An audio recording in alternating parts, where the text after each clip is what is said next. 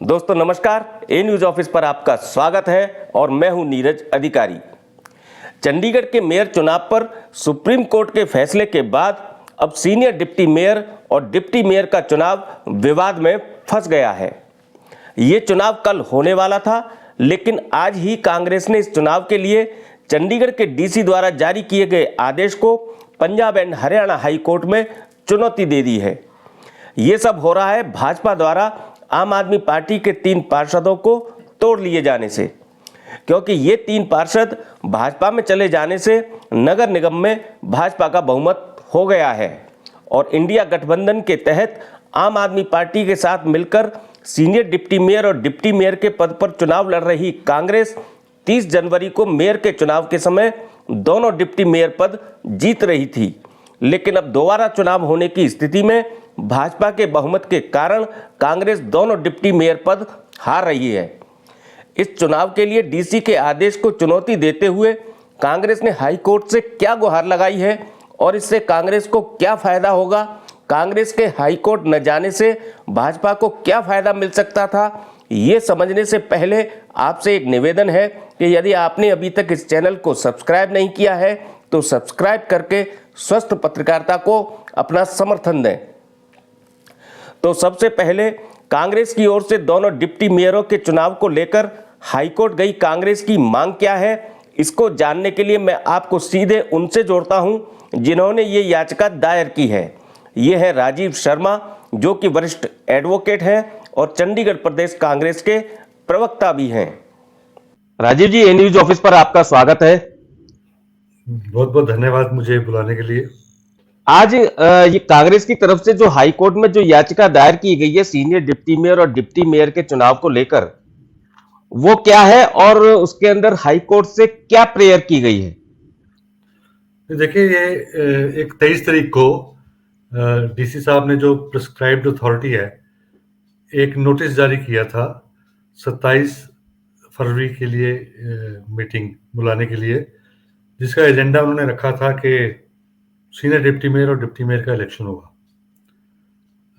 इसमें हमने आज किया एक याचिका दायर।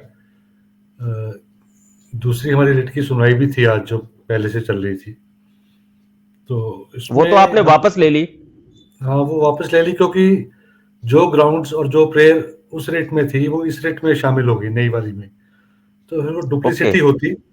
तो वापस लेने के साथ हमें कोर्ट ने ये इजाज़त भी दी है कि आप नई रिट इसी कॉज ऑफ एक्शन पे, और अगर कोई अलग से कॉज ऑफ एक्शन बनता है तो आप वो दायर कर सकते हैं। तो उस परमिशन के बाद ही हमने वो परमिशन के साथ, नॉट बाद, परमिशन के साथ हमने वो रिट वापस ली है। इस रिट में हमने 3-4 ग्राउंड्स लिए हैं।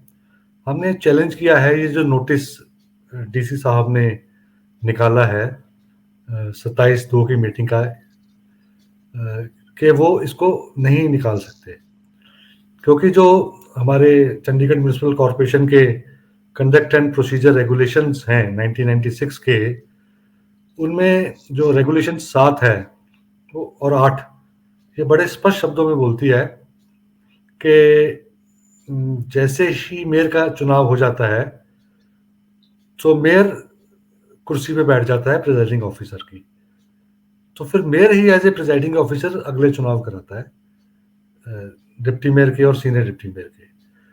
तो जो प्रिजाइडिंग ऑफिसर पहले मुकर्रर था, जैसे इस केस में अनिल मसीह थे, तो वो आगे सीनियर डिप्टी मेयर और डिप्टी मेयर का चुनाव नहीं करा सकते हैं। ये हर साल ऐसे ही होता है और ये हमारे चंडीगढ़ म्यूनिसिपल कॉरपोरेशन के रेगुलेशंस में एक रेगुलेशन है।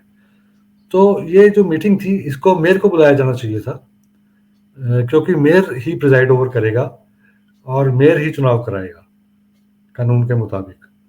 तो जो डीसी साहब ने ये नोटिस दिया है मीटिंग का, ये गलत दिया है, ये उनकी अथॉरिटी से बाहर का क्षेत्र है।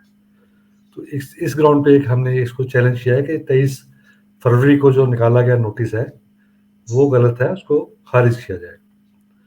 दूसरा हमने ग्राउंड ये लिया है कि डीसी साहब ने नोटिस निकाल दिया उस मीटिंग का जिसको मेयर ने प्रिजाइड ओवर करना है, मेयर की अध्यक्षता में मीटिंग होनी है, और मेयर ने अभी तक मेयर के दफ्तर में जो मेयर इलेक्ट हुए हैं कुलदीप कुमार, उन्होंने मेयर के दफ्तर में अभी तक आए नहीं है, वो कदम नहीं रखा, उन्होंने कोई ऑफिशियल ड्यूटी अभी तक नहीं संभाली है।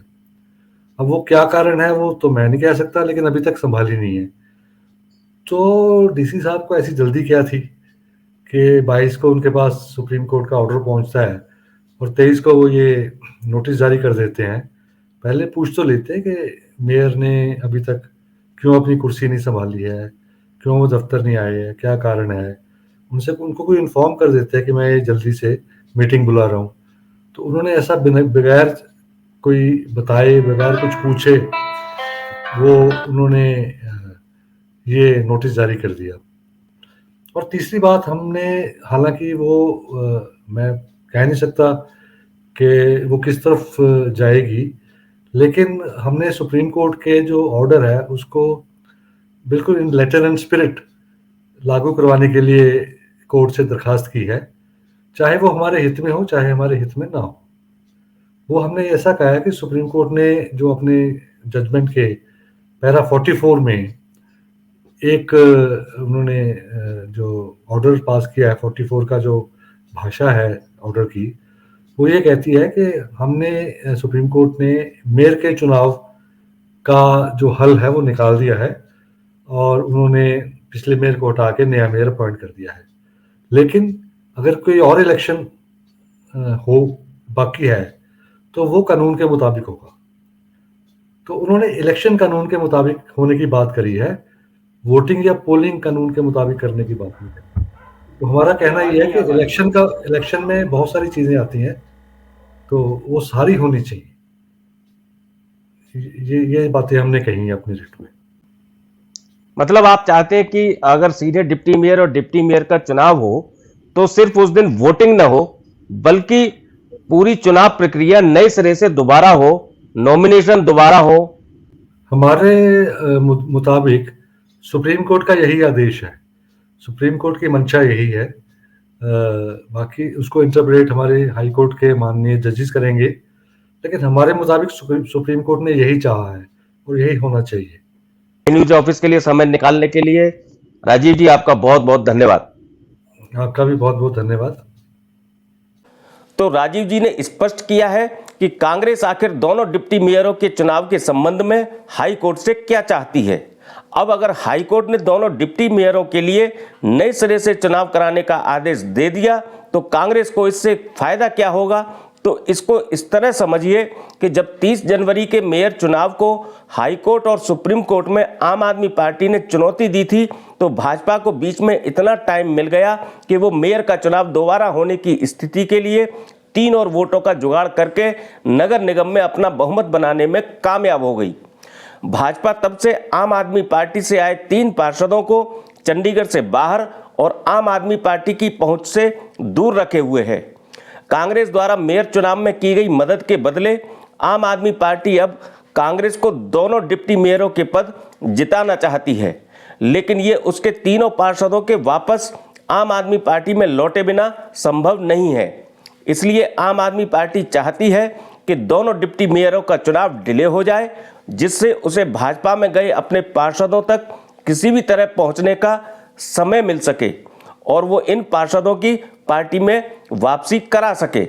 अब इसमें आम आदमी पार्टी कितनी सफल होगी ये वक्त बताएगा, लेकिन कांग्रेस हाई कोर्ट में आज दायर की गई याचिका के जरिए ये भी सुनिश्चित करना चाहती है कि यदि किसी भी तरह कांग्रेस दोनों डिप्टी मेयरों के पद जीत जाती है तो भाजपा को कोई भी ऐसा कानूनी पेच न मिले जिससे भाजपा इस चुनाव को कोर्ट में चैलेंज कर पाए, क्योंकि कल चुनाव के लिए चंडीगढ़ के डीसी द्वारा जारी किया गया आदेश कहता है कि दोनों डिप्टी मेयरों के चुनाव के लिए सिर्फ वोटिंग होगी, जिसके लिए डीसी ने पीठासीन अधिकारी नवनिर्वाचित मेयर कुलदीप कुमार को नियुक्त किया, जबकि कांग्रेस चाहती है कि इस चुनाव के नॉमिनेशन समेत पूरी प्रक्रिया ही दोबारा नए सिरे से हो।